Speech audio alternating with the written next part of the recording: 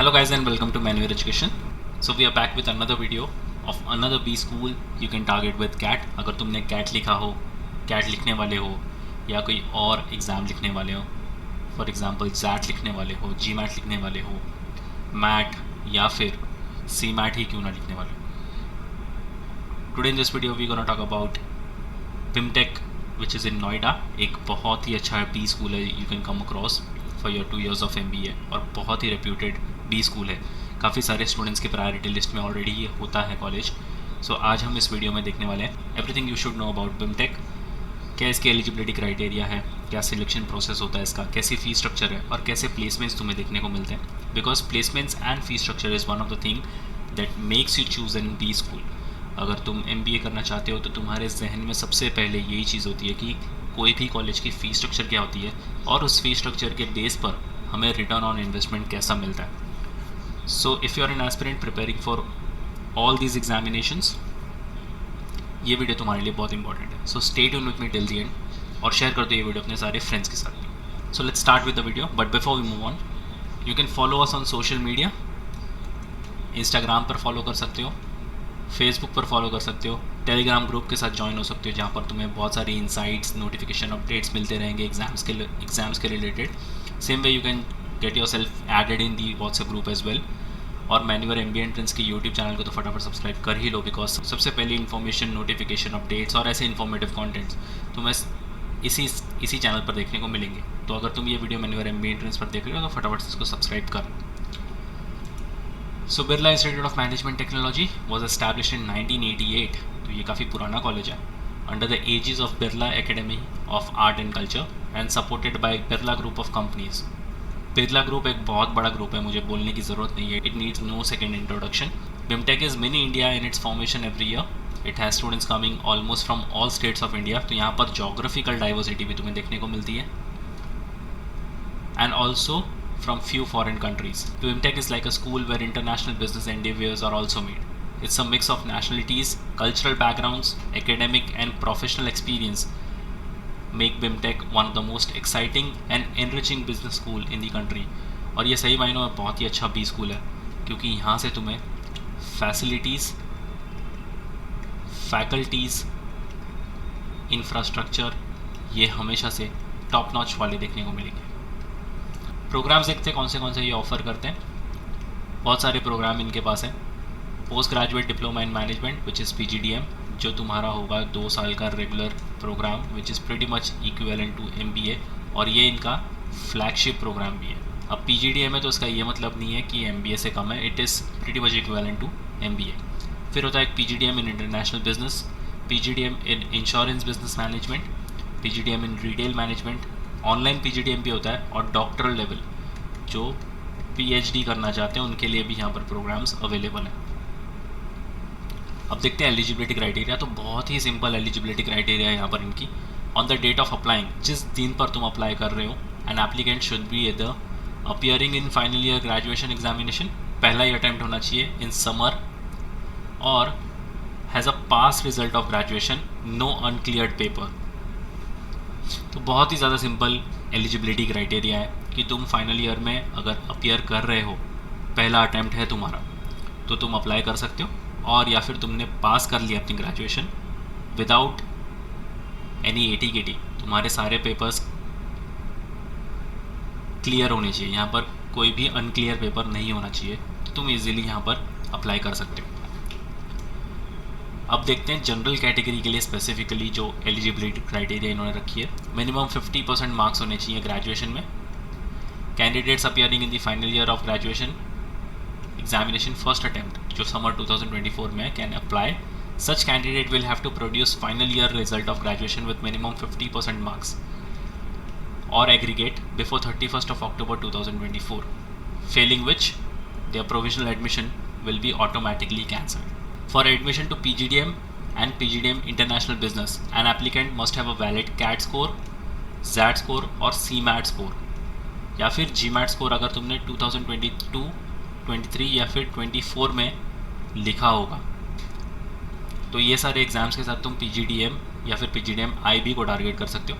अगर तुम PGDM RM और IBM के लिए जाना चाहते हो the candidate must have a valid CAT, MAT, XAT, GMAT और सी मैट का स्कोर। तो इसके लिए तुम्हारे पास एक मैट का स्कोर भी ऐड हो जाता है। अगर तुम SC, ST, OBC, MC या फिर EWS कैटेगरी से आ रहे हो तो मिनिमम 50% मार्क्स होने चाहिए ग्रेजुएशन में। तो जनरल कैटेगरी के लिए और SC ST वालों के लिए भी यहाँ पर सेम ही क्राइटेरिया है। PGDM या फिर PGDM IB के लिए जाना चाहते हो तो अगेन तुम कैट, जैट, सी मैट और जी मैट के स्कोर दे सकते हो। PGDM RM और IBM के लिए जाना चाहते हो तो अगेन ये सारे एग्जाम्स के साथ तुम उसको टारगेट कर सकते हो। तो तुम्हारे पास मैट फिर से एक ऑप्शन बढ़ जाता है। अगर सिलेक्शन प्रोसेस की बात करें तो सबसे पहला होगा तुम्हारा एप्लीकेशन, जो कि स्टेप 1 होगा। Procurement of form, application form fill up करना पड़ेगा, जो कि कॉमन होगा हर एक प्रोग्राम्स के लिए। ये इनके ऑफिशियल वेबसाइट पर ही मिलेगा तुम्हें। उसके बाद तुम्हें एप्लीकेशन फॉर्म फिलअप करना पड़ेगा। फॉर्म की जो फीस होगी वो होगी 2000 रुपीज़, जो तुम क्रेडिट कार्ड या फिर डेबिट कार्ड के थ्रू पे कर सकते हो। फिर आएगा तुम्हारा stage 2 which is personal interview. सबसे पहले तुमने एग्ज़ाम्स लिख लिए। अगर तुमने कैट लिखा है, जैट लिखा है, सी मैट लिखा है, मैट लिखा है या फिर जी मैट क्यों ना लिखा, तो इसमें तुम्हें एक सूटेबल परसेंटाइल या फिर स्कोर लाना पड़ेगा। अब इस स्कोर के परसेंटाइल के बेसिस पर तुम्हारी शॉर्ट लिस्टिंग होगी। शॉर्ट लिस्टिंग में अगर तुम पास हो जाते हो तो तुम्हें सेकेंड राउंड के लिए कॉल आएगा विच इज़ पर्सनल इंटरव्यू। इसमें अंदर देखी जाएगी तुम्हारी कंसिस्टेंसी और good past academic performance. Past academic performance में तुम्हारा 10th, 12th और ग्रेजुएशन, ये तीनों ही अच्छे से इवैल्यूएट किया जाएगा। अगर तुम्हारे पास कोई रेलिवेंट वर्क एक्सपीरियंस है that brings value to the classroom learning, क्योंकि अगर रेलिवेंट वर्क एक्सपीरियंस है तो इसका भी एक फैक्टर ऐड ऑन हो जाएगा। यहाँ पर कोई भी लाइफ प्रोजेक्ट या फिर इंटर्नशिप काउंट नहीं होती। अगर तुम्हारे पास कोई रेलिवेंट वर्क एक्सपीरियंस है जिसका तुम्हारे पास एक वर्क एक्सपीरियंस लेटर भी है, तब ये तुम वर्क एक्सपीरियंस यहाँ पर काउंट करवा सकते हो। फिर आएंगे तुम्हारे results. Declaration of final selection list. Final selection list is prepared taking into account the candidates past academic performance, entrance test score, इन सारे एंट्रेंस में से कोई भी टेस्ट स्कोर तुमने दिया होगा, performance in personal interview and writing ability test based on their respective weightages, work experience अगर कोई एप्लीकेबल है तो, other parameters wherever applicable as per the weightages table. अब एडमिशन कैटेगरीज देख लेते हैं। मेरिट या फिर जनरल कैटेगरी के लिए 85% seats in all courses will be filled through general category. तो 100% में से 85% तो जनरल कैटेगरी से सीटें फुल हो जाएंगी। For distribution of seats please visit, इनकी जो एडमिशन्स वाली जो पोर्टल है उस पर तुम विजिट कर सकते हो। तो यहाँ पर proper detailed distribution of seats तुम्हें देखने को मिल जाएगा। ESCS which is economically and socially challenge students, SC, ST, OBC, EWS, minority class जिसके अंदर Muslims, Sikhs, Christians, Buddhist, Zoroastrians, Parsis या फिर जैन्स आते हैं। 5% seats are reserve for the candidates coming from ESCS categories. तो अगर तुम ये सारी कैटेगरीज से बिलोंग कर रहे हो तो 5% रिजर्वेशन तुम्हारे लिए है। To bring social diversity in the class, जैसे हमने पहले स्लाइड में देखा था, यहाँ पर जोग्राफिकल डाइवर्सिटी बहुत देखने को मिलेगी तुम्हें।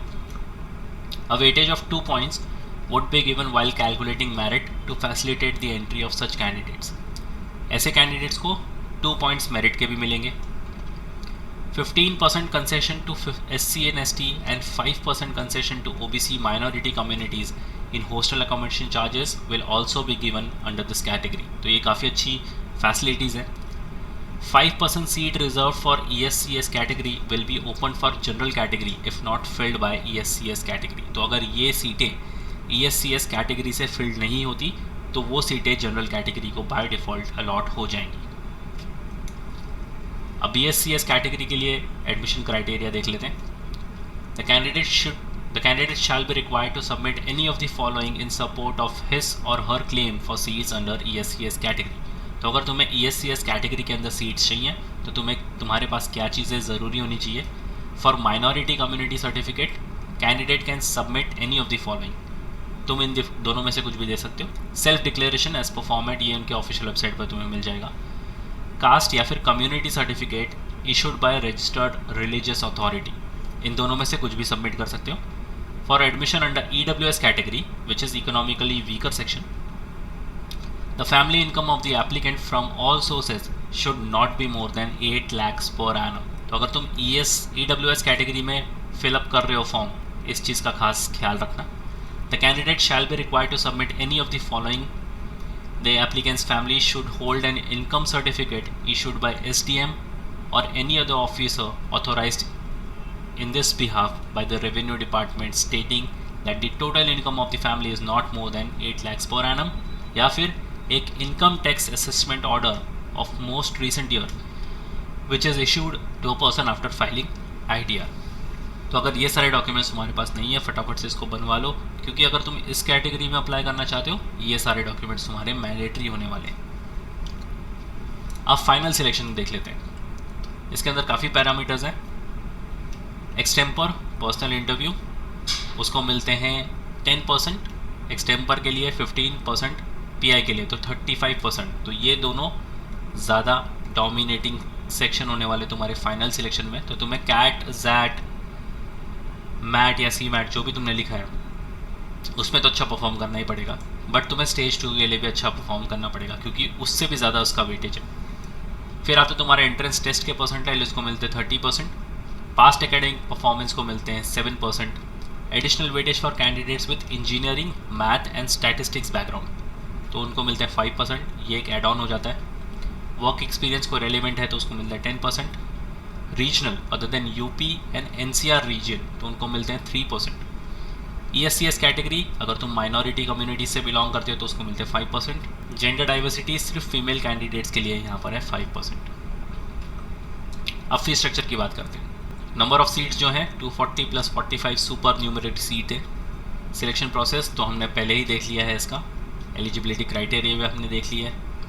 प्रोग्राम फीस जो होने वाली है तुम्हारी कैटेगरी वाइज 14 lakhs होने वाली है, और सुपर न्यूमरी सीटों के लिए भी 14 lakhs इसकी फीस होने वाली है। अगर तुम कॉर्पोरेट स्पॉन्सर्ड NRI स्पॉन्सर्ड की तरफ से आ रहे हो तो 19 lakhs तुम्हारी फीस होने वाली है। तो हमारा इन्वेस्टमेंट होने वाला है यहाँ पर 14 lakhs का फॉर 2 years। तो काफ़ी अच्छा इन्वेस्टमेंट है, बिकॉज रिटर्न्स यहाँ से काफ़ी अच्छे देखने को मिलते हैं। 23.43 lakhs पर annum का यहाँ पर हाईएस्ट प्लेसमेंट रिकॉर्ड हुआ है। 100% बैच इनका प्लेसमेंट हुआ है। अगर एवरेज सैलरी की बात करें तो टॉप 10% वाले स्टूडेंट्स को मिला है 15.86 lakhs, टॉप 25% स्टूडेंट्स को मिला है 14.31 और टॉप 50% स्टूडेंट्स को मिला है 12.80 lakhs। तो 14 lakhs के अगेंस्ट अगर एवरेज भी तुम यहाँ पर टॉप 10 में आते हो तो 15 lakhs ईजिली लेकर जाओगे। तो तुम्हारे इन्वेस्टमेंट से ज़्यादा यहाँ पर तुम्हारा ROI है, तो काफ़ी अच्छी चीज़ है ये। और अगर रिक्रूटर्स की बात करें तो ये सारी बड़ी बड़ी कंपनीज़ के साथ तुम फ्यूचर में काम कर सकते हो। इन हाउस प्लेसमेंट तुम्हारा होने वाला है, और ये सारी कंपनीज़ तुम्हें कैंपस से ही रिक्रूट करने वाली है, तो ये काफ़ी अच्छी चीज़ है तुम्हारे लिए। सो यस गाइस, ये था complete information about BIMTech Noida, one of the best B school you can come across. I hope इस वीडियो के बाद तुम्हारी प्रायोरिटी लिस्ट में BIMTech नोएडा ज़रूर आ गया होगा। If you have any doubt and queries you can write down in the comment section. और अगर तुम इन सारे एग्जाम्स के लिए प्रिपेयर करना चाहते हो फॉर द नेक्स्ट ईयर और the subsequent years, we have launch the batches for the same for the live class and online session. You can contact our number 8828514555 या फिर 54। पैन इंडिया लेवल तुम कहीं भी reside कर रहे हो, you can call on this numbers and you can join the batches. अगर तुम मुंबई में you can visit our centres Vasai, Thane, Borivali, Dadar and Andheri. We 5 centres in Mumbai. Regardless of the batches तुम्हें एक्सेस मिलता है वीडियो लेक्चर्स का, full length and sectional mock test का, books and e books का, mentorship strategies तुम्हें थ्रू आउट योर प्रिपरेशंस मिलती रहेगी। And we got you covered with the stage 2 as well, which is your GD, VAT and PI. So you can start your preparations for multiple entrance examinations. So yes guys, that's pretty much it for the video. Until then, see you in the next one.